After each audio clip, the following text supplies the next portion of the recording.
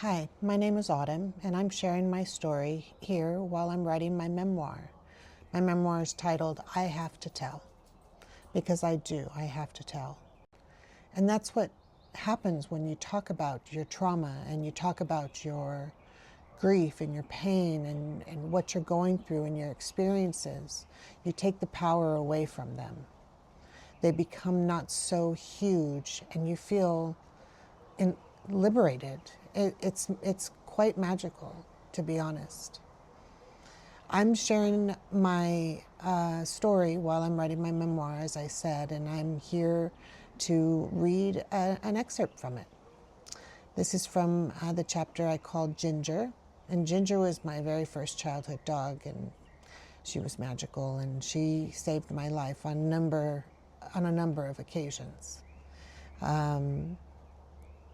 I was very suicidal as a child, growing up, as a teenager growing up, and Ginger was everything to me.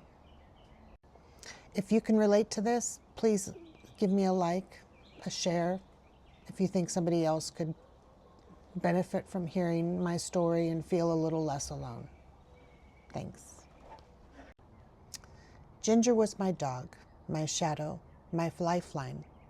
She was a copper-colored pit bull mix, all muscle and all heart, with eyes that tracked every shift in my mood. We adopted her from a friend of my dad's who couldn't keep her. She was a little wild, a little too much for most people, beautiful, stubborn, and fiercely loyal. She got into trouble, ran off sometimes, and tested all the boundaries. But she always came back, always. When the lows hit the hardest, she somehow knew.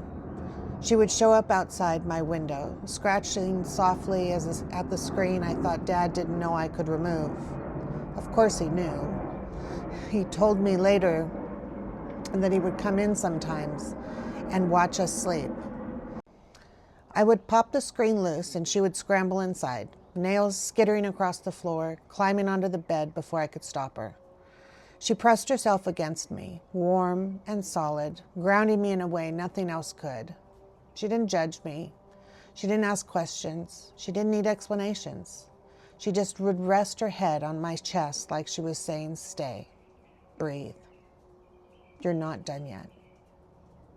And somehow, because of her, I wasn't. Some nights, Ginger was the only reason that I stayed alive. She saw something in me worth saving long before I could see it in myself.